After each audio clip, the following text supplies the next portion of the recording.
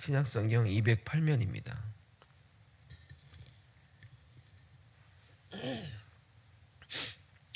짧은 본문이라 함께 합독하시겠습니다. 안디옥 교회에 선지자들과 교사들이 있으니 곧 바나바와 니게르라 하는 시므온과 구레네 사람 루기오와 분봉왕 헤롯의 젖동생 마나엠과 및 사울이라. 주를 섬겨 금식할 때에 성령이 이르시되 내가 불러 시키는 일을 위하여 바나바와 사울을 따로 세우라 하시니 이에 금식하며 기도하고 두 사람에게 안수하여 보내리라. 아멘. 제가 이렇게 환절기가 오면 목이 좀 상태가 안 좋아서 듣기 좀 불편할 수 있는데 천천히 좀 들어주시면 고맙겠습니다. 사도행전은 크게 세 부분으로 나눌 수 있습니다. 1절부터 7장까지는 성령 강림 사건과 더불어 예루살렘 초대교회가 성장하는 이야기를 담고 있습니다. 그리고 스데반의 순교로 인해 또 어려움을 겪는 이야기로 또 2단계로 넘어가게 됩니다. 8절부터 12장까지는 예루살렘 주변 지역의 선교와 이방인 고넬료에게 복음이 전파되고 안디옥 교회에 이방 교회가 세워지는 것이 기록되어 있습니다. 그리고 오늘 읽은 13장부터 마지막까지는 복음이 아시아와 유럽과 로마로 전파되는 과정을 기록하고 있습니다. 13장과 14장은 그 제1차 바나바와 사울의 1차 전도여행을 다루고 있습니다. 오늘은 1차 전도 여행의 배경과 그 시작을 다루고자 합니다. 본격적인 선교가 확장되고 성장하는 장면과 더불어 사도 바울 개인의 성장하는 모습을 볼 수 있습니다. 하나님의 일은 하나님의 나라의 확장과 더불어 개인의 성장을 도모하기에 우리가 하나님의 일을 참여하는 것은 개인적으로도 그리고 하나님 나라의 측면에서도 유익하다 하겠습니다. 이러한 사실을 잘 깨달아 주님의 나라를 위해 노력하는 저와 여러분이 되시길 예수님의 이름으로 소망합니다. 초대교회 직분들은 계급적 직분이 아닌 역할에 따른 직분이지만 중요도에 따라서 계급의 높낮이가 생기는 것은 당연합니다. 중요한 일을 하게 되면 당연히 권력이 부여되고 사역의 에너지가 그 중요한 일에 집중될 수밖에 없기에 계급적으로 나눈 직분은 아니지만 계급적이 되었습니다. 그래서 가장 중요하고 모든 일을 결정하는 직급이 바로 사도들이고 그 다음으로 하나님의 말씀을 대언하는 선지자가 있고 마지막으로 교사로 가르치고 교육하는 일을 담당했습니다. 고린도전서 12장 28절은 이렇게 말합니다.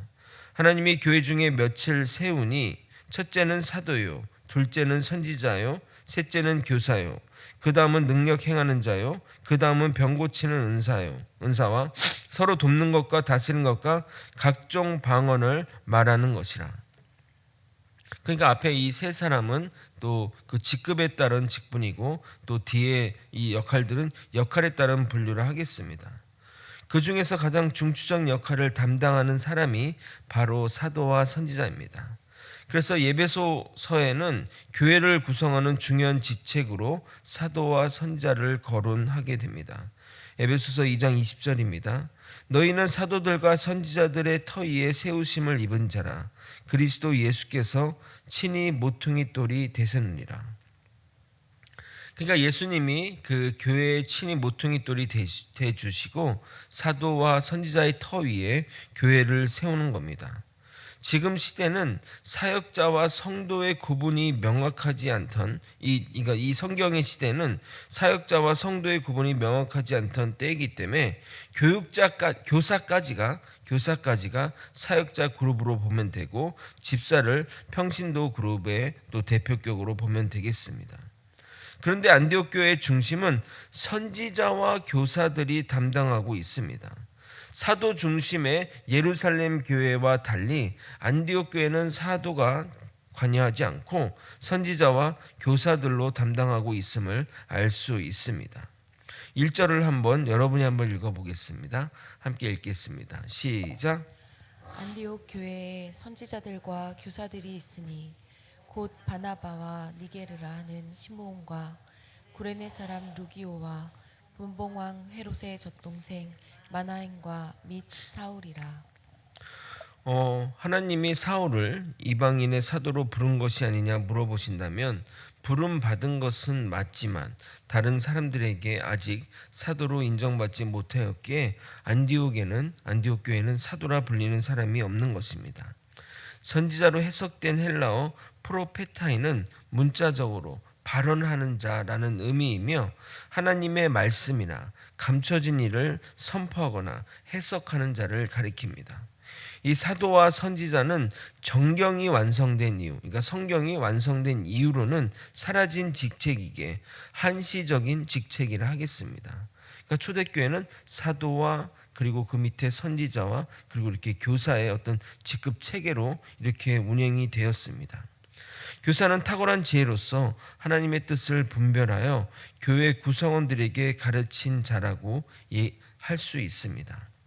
이 사도의 역할, 사도가 이제 사라졌다고 말씀했지 않습니까? 사도가 하던 역할을 성경이 대체하고 선지자가 미래 예언을 하는 부분들 있지 않습니까? 그것도 성경에 흡수되고 선지자의 말씀을 깨달아 선포하는 역할과 그리고 그 말씀을 가르치는 역할을 목사에게 이렇게 통합이 되었던 겁니다. 그래서 현대 교회의 구성은 심플합니다. 하나님의 말씀이 가장 큰 권위를 가지고 있고 그 말씀을 가지고 강론하고 가르치고 훈련시키는 역할을 목회자가 담당합니다. 제가 다 아는 얘기를 왜 이렇게 길게 말씀드리는 이유는 한동안 신사도 운동이 유행처럼 휩쓸어서 지금 시대에도 사도가 필요하다며 과거처럼 예언도 하고 사도의 역할을 해야 한다고 주장했던 무리가 있었기 때문입니다. 지금은 많이 그 세력이 쇠퇴하고 또 했지만 그들은 막 은사나 막 이런 것들을 무장으로 해가지고 지금 사도가 필요하다. 그리고 우리가 사도들이다라고 주장했던 그런 적이 있었습니다.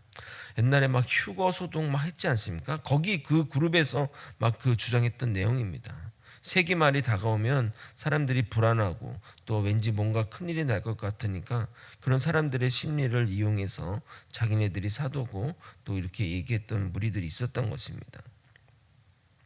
그들이 주장하는 세대주의 종말론은 이단과 다를 바가 없고 정경이 완성된 이후로 역사적으로 종결된 직책이 다시 부활하겠다는 것은 성경이 완벽하지 않다는 주장이기에 도저히 받아들일 수 없습니다. 그러니까 그들은 아직도 성경이 더 쓰여져야 된다고 얘기하면서 자기네 기록들을 남기겠다고까지 했던 자들입니다. 무엇인가가 유행할 때는 그것이 잘못되었다 이야기하더라도 아무도 그 이야기를 듣지 않는데 참 안타까울 때가 많습니다. 미국의 후기 성도교회 일명 몰몬교는 12사도가 있고 선지자 그룹이 있으며 70인 장로 그룹도 세워 교회를 운영하고 있습니다. 이단이니까 할 말은 없지만 사도는 모두 순교함으로 사라졌고 선지자는 성경이 완성된 이후에 역할이 필요 없어졌기 때문에 사라진 직책임을 잊어서는 안 됩니다. 지금의 우리의 이 시스템이 지금에 맞는 시스템이라 하겠습니다. 1절을 다시 한번 읽어보도록 하겠습니다. 함께 읽겠습니다. 시작. 안디옥 교회에 선지자들과 교사들이 있으니 곧 바나바와 니게르라 하는 시므온과 구레네 사람 루기오와 분봉왕 헤롯의 젖동생 마나엔과 및 사울이라. 그러니까 안디옥 교회에 선지자와 교사들이 있는데 그러면서 5명의 사람을 소개하지 않습니까? 바나바, 시므온, 루기오, 마나임, 사울이 등장하는데 누가 선지자이고 누가 교사일까요? 모두 다 선지자이고 교사일까요? 아니면 어떤 의미일까요? 학자들의 공통된 의견은 앞에 3사람은 선지자 직책을 뒤에 2사람 마나임과 사울은 교사의 역할을 담당했다고 말합니다. 우리 그 헬라어 원문에 보게 되면 테라는 불변사가 이 3사람 앞에 써 있고 또 2사람 앞에 각각 붙어 있기 때문입니다. 문법적으로 둘을 구분해 놨다는 말입니다. 그럼 이 사람들의 거론된 순서는 무엇을 의미할까요? 나이 순일까요? 아니면 어떤 이유 때문에 이 순서로 기록했을까요? 영향력의 순서입니다. 그래서 바나바가 가장 먼저 언급이 된 것이고 가장 영향력이 낮은 사울이 마지막으로 언급된 것입니다. 이해를 돕기 위해 이렇게 설명할 수 있습니다. 담임 목사 바나바, 선임 목사 시므온, 부목사 루기오, 전임 전도사 마나엔, 파트 전도사 사울 이란 식으로 설명한 것이라 하겠습니다. 이랬던 사울이 이방 사역을 총책임지는 사도 바울이 된 것은, 이 이후의 과정을 통해 사도 바울이 된 것은 놀라운 일이라 하겠습니다. 우리가 잘 아는 바나바와 사울을 제외하고 나머지 3명의 사람을 한번 살펴보도록 하겠습니다.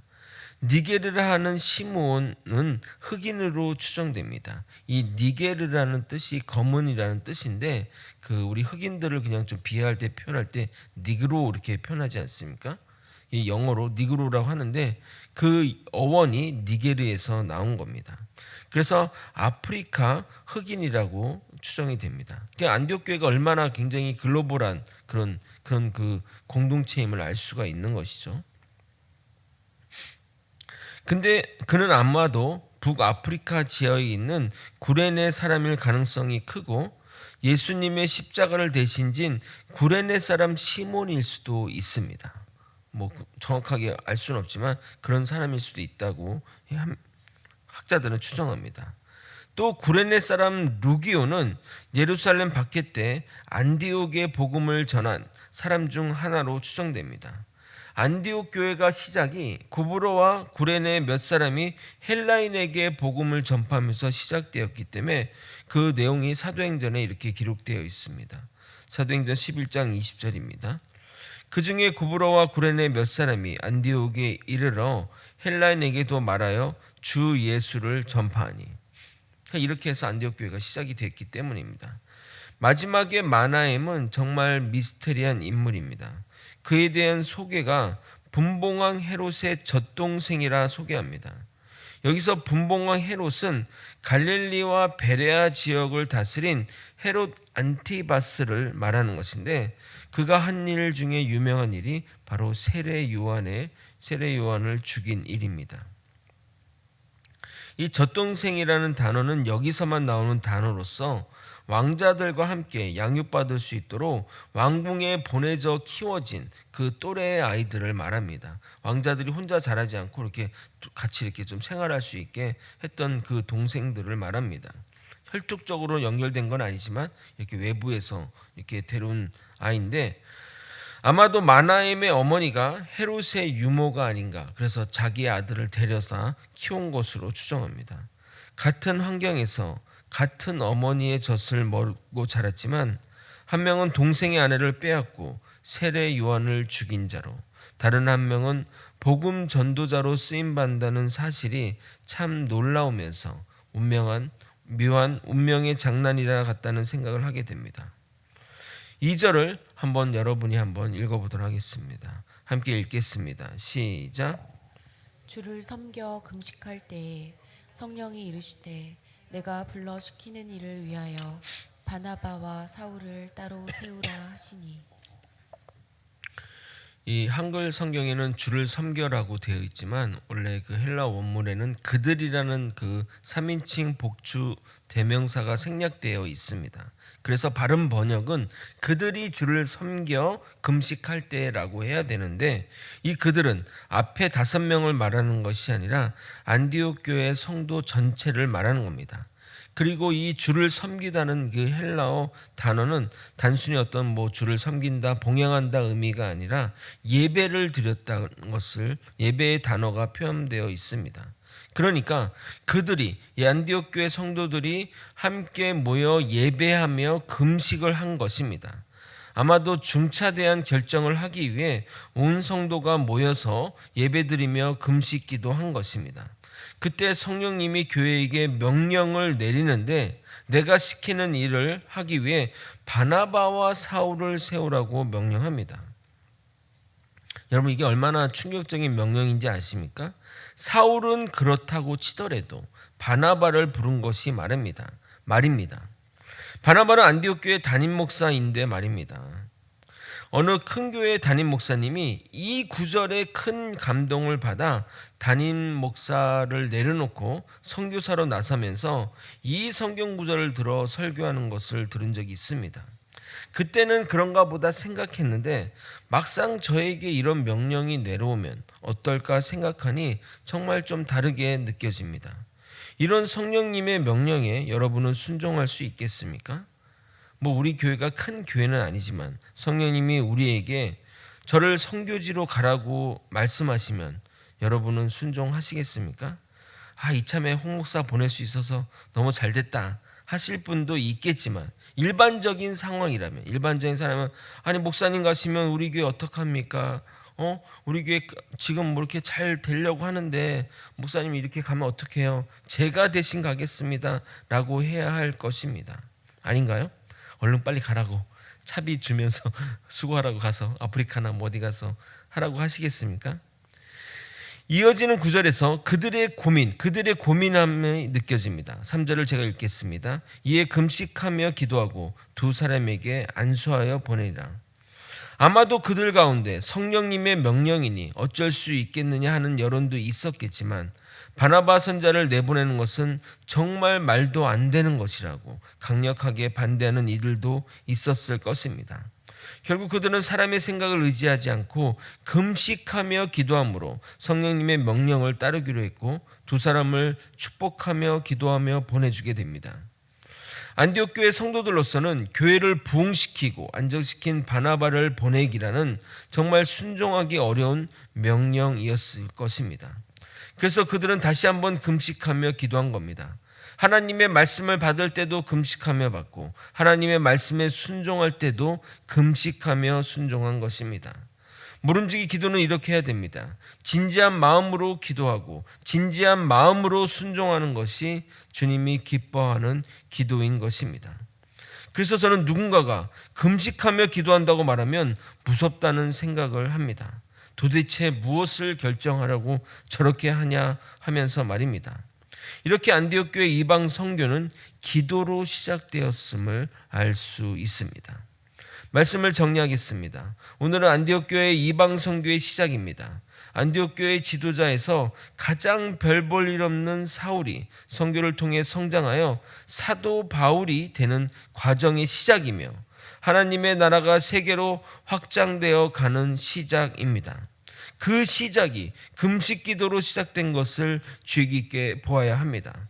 모든 것은 기도로 시작해야 됩니다. 그리고 기도로 순종해야 합니다. 안디옥 교회 담임 목사를 파송하라는 성령님의 명령에 순종하기 힘들었지만 그들은 기도하며 그들을 축복하며 보내주게 됩니다. 이것이 기도의 힘이요 기도의 능력이라 하겠습니다. 우리 모두 기도하며 성령님의 부르심에 순종하며 나아가는 저와 여러분이 되시길 예수 그리스도의 이름으로 소망합니다. 기도하겠습니다. 중퇴에 대한 결정을 앞두고 금식하며 기도했고 그들로서는 받아들이기 힘든 명령이었지만 다시 한번 금식하며 기도함으로 성령님의 순종하며 아버지 축복하며 나아보냈던 안디옥 교회 성도들처럼 우리도 모든 일 가운데 기도로 시작하고 기도로 마무리하는 자가 되게 도와주시옵소서. 온전히 주님께 순종하는 자 되기 원합니다. 기도하기 원합니다. 그래서 하나님께 나아가기를 소망합니다. 주님으로 인해 주님의 사역으로 인해 내 믿음이 성장하고 또 하나님 내 사역의 지형이 넓어지는 우리 모두가 되게 하여 주시옵소서. 사랑이 많으신 예수 그리스도 이름으로 기도드리옵나이다. 아멘. 주기도문으로